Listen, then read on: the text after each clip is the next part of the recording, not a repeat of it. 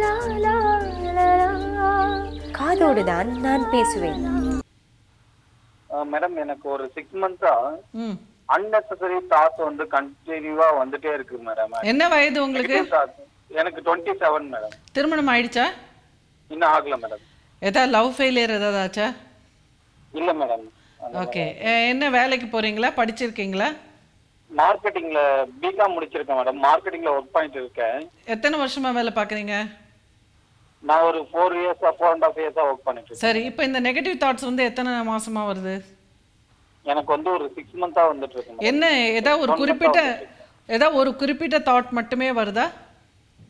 இப்போ மேடம் எனக்கு வந்து இப்போ முடிஞ்ச ஒரு விஷயம் பண்ணி முடிச்சிட்டோம். அத பத்தியே அந்த தாட்டே வந்துட்டு இருக்கும்.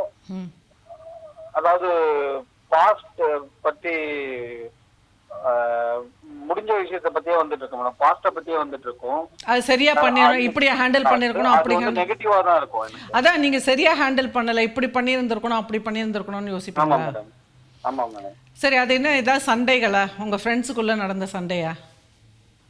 இல்ல மேடம், இல்ல மேடம். வேற என்ன? அது எனக்கு வந்து திடீர்னு ஸ்டார்ட் ஆச்சு மேடம். ஒரு எமோஷனலுக்கு அப்புறம் ஸ்டார்ட் ஆச்சு மேடம் எனக்கு. என்ன எமோஷனல் எக்ஸ்பீரியன்ஸு?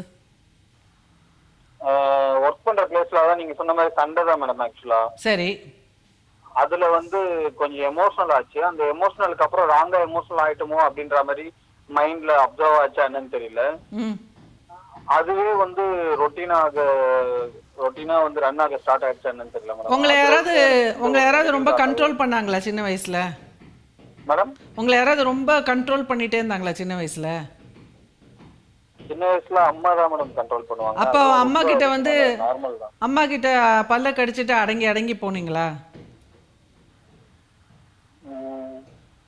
இருக்கு மேடம்.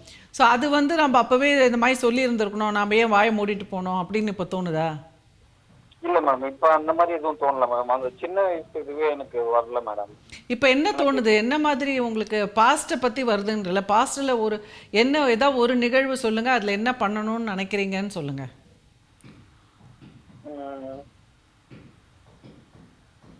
இல்ல மேடம், எனக்கு வந்து அது பண்ணணும் இது பண்ணணும் அப்படின்னு சொல்லி வரல. ஆ.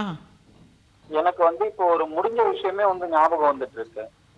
ஏதாவது ஒன்று ஞாபகப்படுத்தி சொல்லுங்களேன். அதாவது நான் இப்போ ஒரு இடத்துக்கு போயிட்டு அங்க இருந்து வீட்டுக்கு வரேன் மேடம். ம். இப்ப எதுக்கு அங்க போகணும் அப்படின்ற மாதிரி இருக்கு. அதாவது என்ன நானே மறந்த மாதிரி ஒரு ஃபீல் ஆகுது. அந்த மாதிரி ஏதோ ஒரு இடத்துக்கு போனீங்க, திருப்பி வீட்டுக்கு வந்தீங்க, அப்போ ஏன் நம்ம அந்த இடத்துக்கு போனோம் அப்படின்னு இப்போ நினைக்கிறீங்களா? ஆமா மேடம், ஆமா மேடம். இதெல்லாம் எல்லாருக்குமே வருமே. இந்த மாதிரி வேலையெல்லாம் எல்லாருமே பண்ணியிருப்போம். தேவையில்லாத ஒரு இடத்துக்கு போயிருப்போம், அப்புறம் இப்போ யோசிக்கும் போது கன்சிக்யூட்டிவா வந்துட்டு இருக்கு மேடம். அது கண்டினியூஸா. அப்படி என்ன மாதிரி இடத்துக்கு போனீங்க? இல்ல நான் ஒரு எக்ஸாம்பிளுக்காக அப்படி சொல்றேன் மேடம் ஆக்சுவலா. இப்போ சில பேர் வந்து ஏதாவது லாங்குவேஜ் கற்றுக்கணும்னு சொல்லிட்டு ஏதாவது ஒரு கோர்ஸ் படிச்சிருப்பாங்க.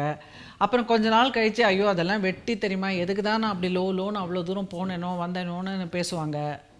ஓகே, என்னோடய டைம் எல்லாம் வேஸ்ட் பண்ணேன், என்னோடய காசெல்லாம் வேஸ்ட் பண்ணேன், அதுக்கு வேறு ஏதாவது பண்ணியிருக்கலாம் அப்படின்னு ஃபீல் பண்ணுவாங்க. அதெல்லாம் இயல்பு தான். சில சமயம் சில பேர் இதனால வந்து ஸ்லீப்பிங்ல ஏதாவது ப்ராப்ளம் வருமா மேடம்? எனக்கு என்ன நைட்ல வந்து ப்ராப்பரா ஸ்லீப்பிங் இல்ல மேடம். அப்படியே ரொட்டேட் பண்ணி தூங்க வேண்டியதா இருக்கு. பிறண்டு படுக்க வேண்டியதா இருக்கு. அந்த மாதிரி தூக்கம் சரியா வராம இருக்கு மேடம். எத்தனை மணிக்கு ஒரு வழியா தூங்குவீங்க? 10:30க்கு தூங்க ஸ்டார்ட் பண்ணிடுவோம் மேடம். அப்போ நீங்கள் நல்லா தூங்குறீங்கன்னு அர்த்தம். நிறைய பேர் இன்றைக்கி வந்து 12 மணிக்கு தான் தூங்கவே ஆரம்பிக்கிறாங்க. 10:30 மணிக்கு நீங்கள் தூங்குறீங்கனாக்கா சூப்பர். 10:30 மணிக்கு தூங்கிடுவீங்கல்ல? அப்புறம் காலையில் எத்தனை மணிக்கு எழுந்துப்பீங்க? 7 அந்த ரேஞ்ச். அப்போ நீங்கள் ஓவராக தூங்குறீங்க. உங்கள் வயசுக்கு நீங்கள் இவ்வளோ நேரம் தூங்கக்கூடாது. 8.5 மணி நேரம் தூங்கக்கூடாது. போகிறோம் 7 மணி நேரம் தூக்கம் போகிறோம். ஜாஸ்தியாக தூங்குறீங்க மேடம்.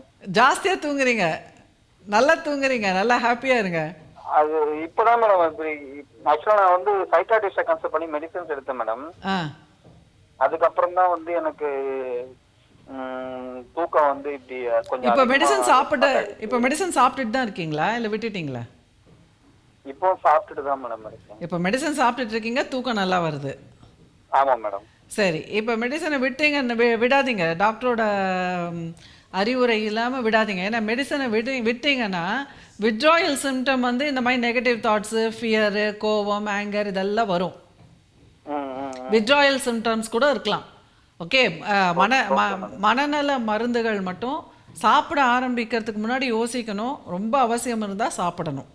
ஓகே, இப்போ வந்து நீங்கள் மனநல மருத்துவர்கிட்ட போயிட்டீங்கன்னா சாதாரணமாக நம்ம எல்லாத்தையுமே பெருசுப்படுத்தி சொல்லணும்னாக்கா சில சமயம் வந்து பர்சனாலிட்டி ப்ராப்ளம் இருந்ததுன்னா ரொம்ப பதட்டமாக இருக்குது, ரொம்ப பயமாக இருக்குது, ரொம்ப ஆங்ஸைட்டியாக இருக்குது, ரொம்ப ஒன்றுமே முடியல, அந்த மாதிரிலாம் சில பேர் ரொம்ப சொல்லும் பொழுது சில நேரத்தில் வந்து சில டாக்டர்ஸ் வந்து மேடம் இருந்துச்சு ஆக்சுவலாக ஸ்டார்டிங்கில் ஒரு 7 months பிஃபோர்.